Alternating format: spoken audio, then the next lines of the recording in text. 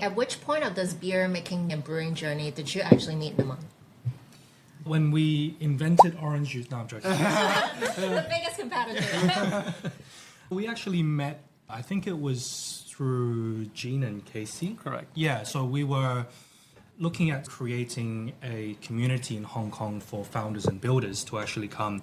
It's supposed to be an environment where you don't just talk about how well you're doing and all the milestones you've hit, but actually to be honest and vulnerable to say, this is our journey, this is what we struggled with, these are our learnings, this is where we need help. So that was the original concept behind WYB, or What You're Building.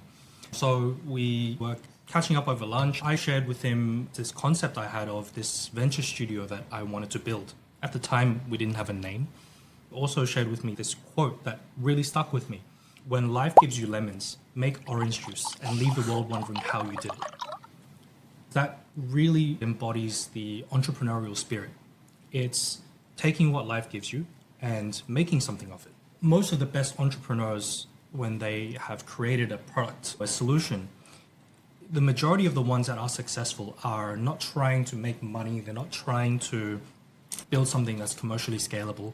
Often it starts with trying to solve a real problem for themselves. And then they realize that, hey, so many other people have these problems, and why has no one thought of this? And we came up with the idea of, let's call it Orange Juice Ventures. The rest is history. When was the last time both of you had a disagreement, or that's not going to work, dude?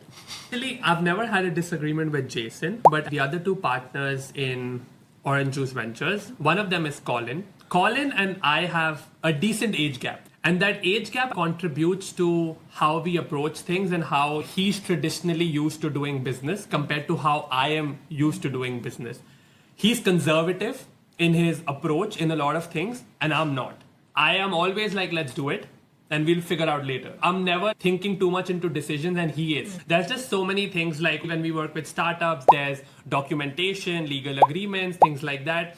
He's very particular about those things, and I'm like, those things can wait. There's definitely disagreements between me and Colin, but what I cherish from it is that I get his perspective and his experience because he's obviously built businesses in a different way. And he gets from me that agile, reckless behavior of how you can build. And then how we get to a conclusion is this guy, because he drives us to a central point. He is sitting right between the age gap, and he's also sitting right between the experience gap. So he's able to actually guide the A and B to a shared point of C. So that's really important.